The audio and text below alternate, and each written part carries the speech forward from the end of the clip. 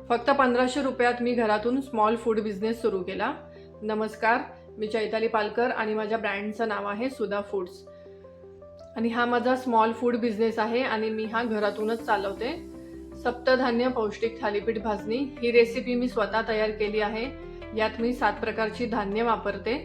ज्वारी, बाजरी, गहू, तांदूळ, चना डाळ, मूग डाळ, उडीद डाळ, धने, जिरे आणि ओवा ही काही बेसिक मसाले आणि 7 प्रकारची धान्य मी यात वापरते।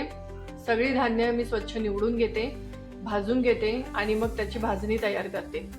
जास्त प्रोडक्शन तयार केलं तर लॉस आणि वेस्ट दोन्ही होण्याचे चान्सेस असतात, म्हणून मी स्मॉल बॅचेसमध्ये अजूनही काम करते। जसे मला ऑर्डर्स येतात तसं मी फ्रेश भाजणी बनवून देते। सुधा हे माझ्या आजीचं नाव आहे। माझी ओळख, मला सुधाची नात म्हणून ओळखायचे, म्हणून मी माझ्या ब्रँडला सुधा फूड्स हे नाव दिलं आहे। आणि ही भाजणी रेसिपी मी स्वतः तयार केली आहे। योग्य प्रमाणात सगळी धान्य मी योग्य प्रमाणात घेते, स्वच्छ निवडून घेते, भाजून घेते आणि त्यानंतर मी ती भाजणी तयार करते। तुम्हालाही कमी पैशात फूड बिझनेस सुरू करायचा असेल तर माझ्या चॅनलला सबस्क्राईब करा। व्हिडिओ आवडला तर लाईक करा। मी माझी पूर्ण जर्नी इथे शेअर करणार आहे।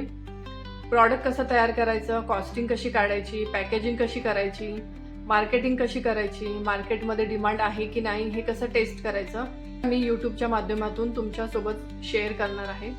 त्यामुळे माझ्या चॅनलला सबस्क्राईब करा। व्हिडिओ आवडला असेल तर लाईक करा आणि पुढच्या व्हिडिओमध्ये मी तुम्हाला सांगणार आहे की फक्त 1500 रुपयात मी फूड बिझनेस कसा सुरू केला।